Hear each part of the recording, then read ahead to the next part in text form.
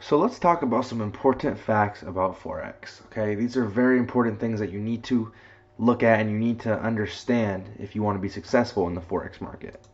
Okay, the best strategies in the forex market are simple strategies, not doing nothing crazy. You don't need to do, you know, market like let's do trend lines and then let's do resistance lines and then let's go ahead and put uh, a triangle oscillator and like there's so many different tools on there that you don't need. You don't need all those crazy ass tools.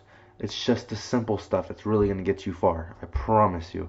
And by the way, trend lines and support and resistance lines are very important. So I was just joking there if you guys didn't know. Successful traders compound small gains. Now, what does this mean? Successful traders do not just go and make 20,000 in one day off of one trade. It takes time. The bigger your account is, the bigger, the more you can build, obviously. But it's still all about small gains and just, working your way up. You don't want to just hop into some big trades and risk it all because the more money you can make, the more you can risk. But without risk, there's no gain either. So we'll talk more about that later.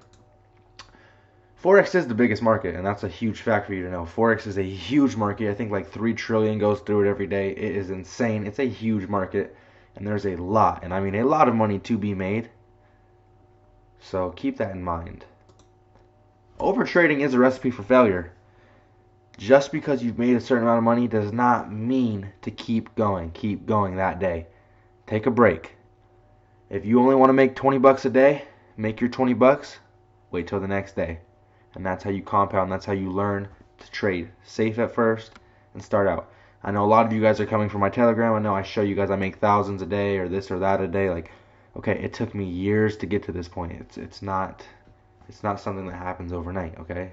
Don't overtrade. 95% of forex traders lose their investments in the first 6 months. It's insane, but it's true.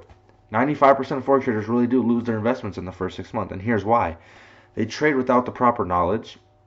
They obviously didn't get the Breeze FX course, so that's one big problem they made. And they do exactly what we were just talking about. They overtrade, and not only that, when they take a loss, they revenge trade. And what does that mean? That means you take a loss, you're upset with the loss, so you go in the market trying to make it back fast. Okay, you don't want to do this. This is, one dumb thing to do, and that is why a lot of the 95% exists because they do stuff like that. They don't have the proper knowledge. They just put money in. They don't demo trade. They're impatient. You have to be patient with this if you want to go somewhere.